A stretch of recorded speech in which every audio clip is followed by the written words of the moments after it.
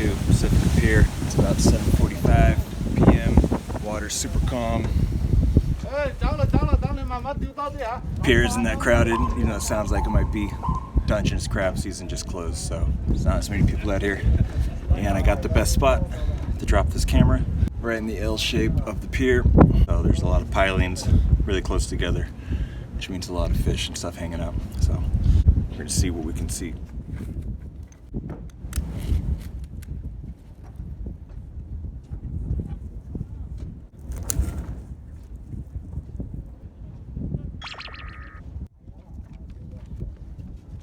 I sit down there, run out of power. Let's see what we capture. Lights blinking.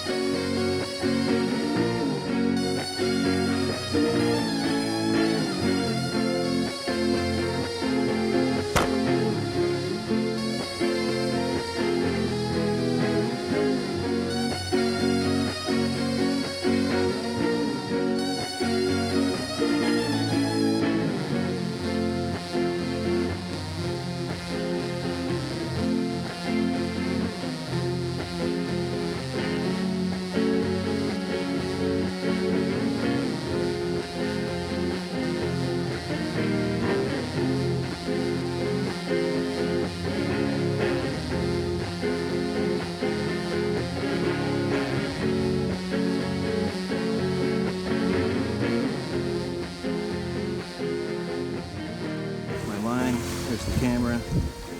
Got it pretty close to that piling there. I want to see hopefully what's swimming around it.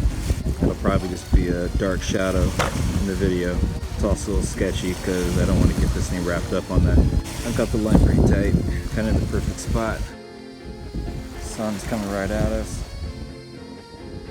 So I tried this about a week ago, Father's Day, and had mixed results. My rope wasn't long enough, so the camera floated in the water column, which was super interesting because I did get to see some stuff that would live right around there. Sardines, maybe anchovies. The rest was 30 minutes of green water and nothing much else. Some surf perch. It's nice and calm today. Looks like people are catching white croakers, so there's definitely a lot of fish right now underneath the pier. Perfect setting.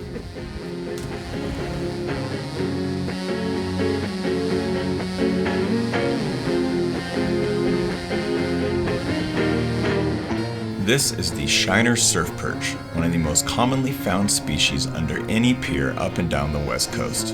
Their habitat ranges from as far south as Mexico and all the way up north to Alaska. This small schooling species has a max length of about 8 inches, but is much more commonly seen around 4 to 5 inches in length.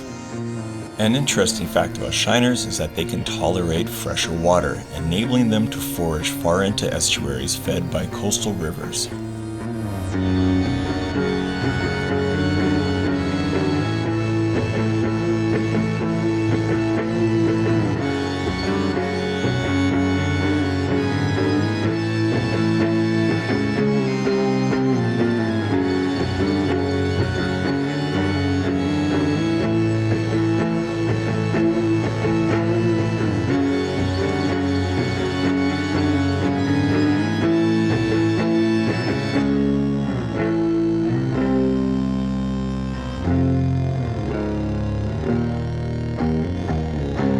Because they are so common and easy to catch, the shiner is often considered a nuisance.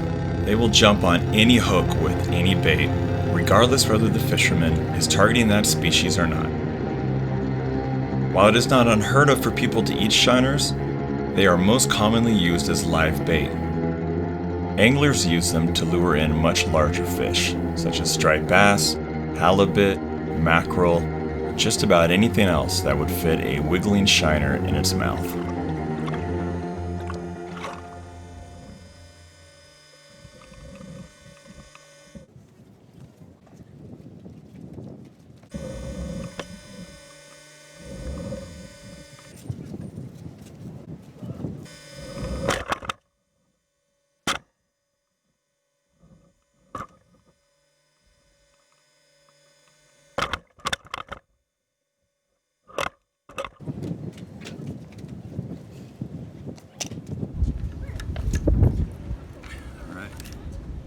Still recording. Got it back just fine. It was still recording, which is great. Everything was working since conditions are so good and the pier is still pretty mellow. I'm gonna drop it one more time. This time on the inside of the pier. So there's the pier behind me. So hopefully there'll be a lot of life. The water's just dark, deep in general right here. So I'm gonna try to get it in between those two pilings right there.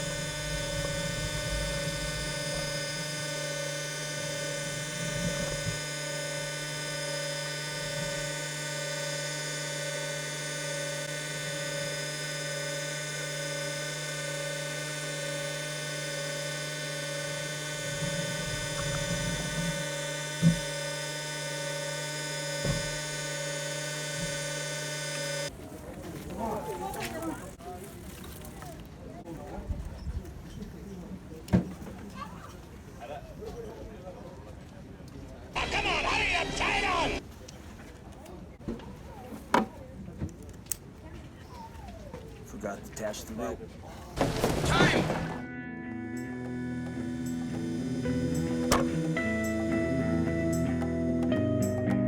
That's bottom right there. I'll put some kind of marker here. Measure what that is.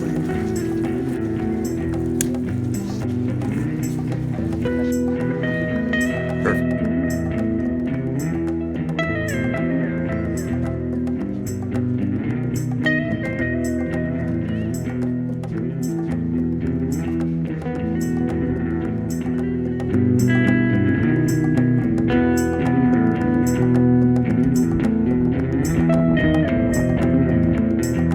Sun's coming down. I'm gonna leave the camera down for another 5 minutes and bring it up and see what's on there.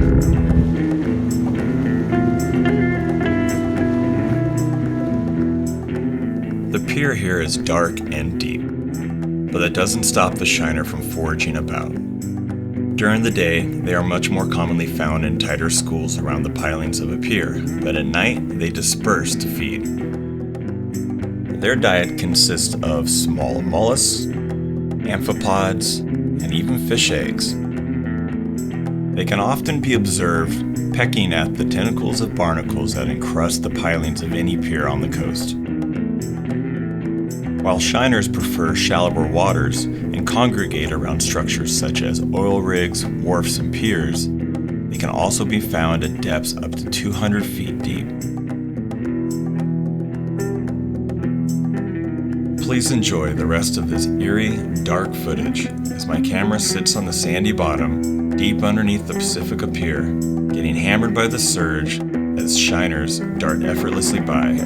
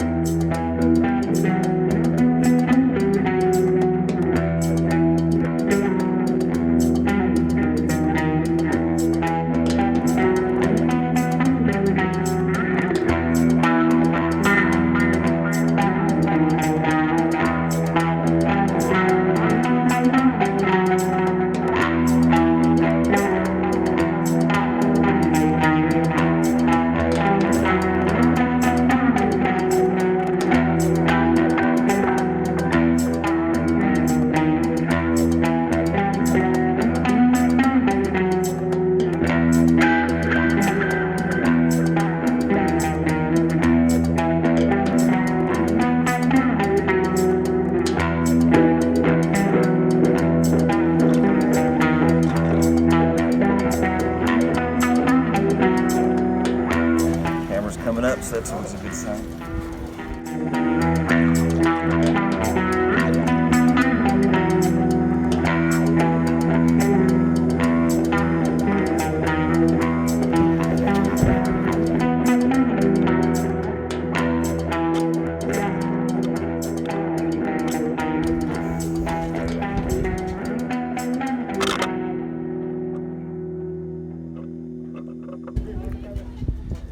All intact. Light's still blinking. 2 episodes in, and we've identified 2 different species off the Pacifica Pier. If you would like to follow along as I keep exploring this pier and other strange aquatic environments in California, you know what to do. Please hit the subscribe button, give me a like, and give me a suggestion of where to go next in the comments. And I'll do my best to go under the surface to see what lives down there.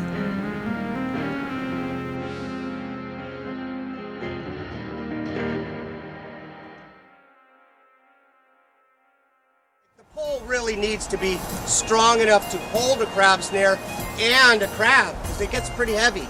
So you can't use like a little trout rod or a salmon steelhead rod. You really need a 9 to 12 foot pole.